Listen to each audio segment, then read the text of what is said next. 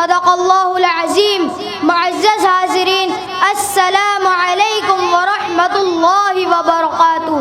حضرات، حیرت و افسوس کی بات ہے کہ قرآن پاک جو ایک دستور حیات اور صحیفہ ہدایت ہے، تڑپتے دلوں کی فریاد ہے، سسکتے روحوں کے لیے علاج ہے، اور خدا کی آخری کتاب ہے جس کا ایک ایک لفظ موتیوں کی طرح جڑا ہوا ہے، جو انسان کو حرکت میں لے آتا ہے، جو ایک سچے معاشرے کی تشکیل کرتا ہے، خیر خواہوں کو تعاون دیتا ہے، اور ظلم کے خلاف آواز بلند کرتا ہے، اور فسق و فجور کے پورے ماحول کو چیلنج کرتا ہے، جس کے پیغامات پوری دنیا کے لیے عام ہے، جو برائی کا دشمن اور سچائی کا دوست ہے. لیکن قرآن پاک سے نازیبا سلوک، اس کے ساتھ سوتیلا پن ہمیں کہاں سے کہاں پہنچا دیا. ذرا سوچو، اپنا احتساب کرو، گریبان میں جھانک کر دیکھو. ارے وہ معزز تھے زمانے میں مسلمان ہو کر، وہ معزز تھے زمانے میں مسلمان ہو کر، اور ہم خوار ہوئے تاریخ قرآن ہو کر. حضرات، تاریخ شاہد ہے کہ ایک مٹھی بھر جماعت جو صحرائے عرب سے اٹھی، جس کے پاس لاؤ لشکر نہ تھا، نہ ہی اسباب وسائل، حکومت و قیادت تھی، اور نہ ہی فوج و سپاہ، خاندانی حشمت تھی، نہ جاگیرانہ وجاہت، اور نہ ہی رعب و دبدبہ، مگر ایک قلیل عرصہ میں دنیا کے متمدن علاقوں میں اس کی عظمت و جلوت کا ڈنکا بجنے لگا.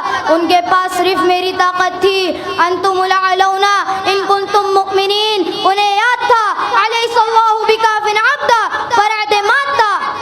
معزز سامعین اکرام، کیا میری اب وہ شکل موجود نہیں رہی، یا میرے الفاظ بدل گئے، یا میرے معنی بدل گئے، یا میری وہ تاثیر ختم ہو گئی جس نے حضرت عمر بن خطاب رضی اللہ عنہ جیسے قوی اور جاباز مرد کو اسلام کا شہدائی بنا دیا تھا؟ میں تو آج بھی اپنی مکمل تاریخ سے زندہ ہوں، میری تاثیر باقی، حفاظیت موجود، اور جامعیت قائم و دائم ہے، کیونکہ میری حفاظت کا وعدہ باری تعالیٰ نے خود کیا ہے. انا نحن نزلنا الذکر وانا لہ لحافظون. ہے قول خدا، ارشاد نبی، فرمان نہ بدلا جائے گا. ہے قول خدا، ارشاد نبی، فرمان نہ بدلا جائے گا.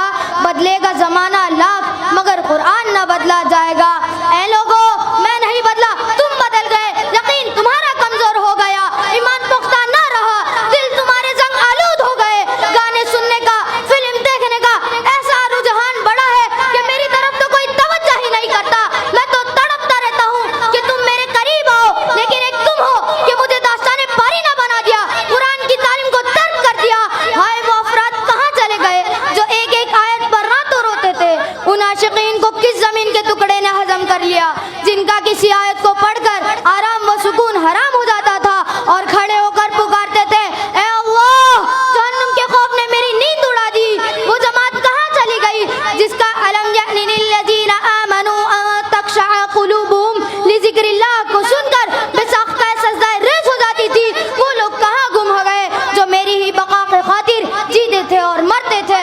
اے امت مسلمہ کے غیور فرزندو، آج ضرورت ہے کہ قرآن کو اپنے زندگیوں میں داخل کرنے کی، اس کی آفاقیت کا برملا اعلان کرنے کی، موبائل، ٹی وی اور فلموں کے مزاج کو ختم کر کر اس قرآن کو اپنانے کی، اور اپنی خواہشات کو اس کے تابع کرنے کی، اور اس کی تلاوت کی فضا عام کرنے کی، زندگی کے ہر شعبے میں اس کی حاکمیت کا اعلان کرنے کی.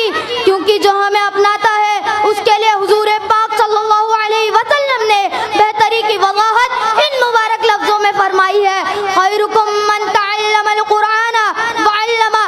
تم میں سب سے بہتر وہ ہے جو قرآن سیکھے اور سکھائے. یقین مانو، اگر تم نے ایسا کر لیا تو تمہیں عروج مل سکتا ہے، اور اس کے بعد ہی کامیابی تمہارے قدم بوس ہو سکتی ہے، اور تمہارے گناہوں سے بھرے دفتر دھل سکتے ہیں. قرآن کیا ہے؟ رب کا بندوں کے نام خط ہے. قرآن کیا ہے؟ رب کا بندوں کے نام خط ہے. بندو، تم اپنے رب کا فرمان پڑھ کے تو دیکھو، کیف و سرور لذت پاؤ نہ تو کہنا، کیف و سرور لذت پاؤ نہ تو کہنا. تجوید کے مطابق قرآن پڑھ کے تو دیکھو. وآخر دعوانا ان الحمد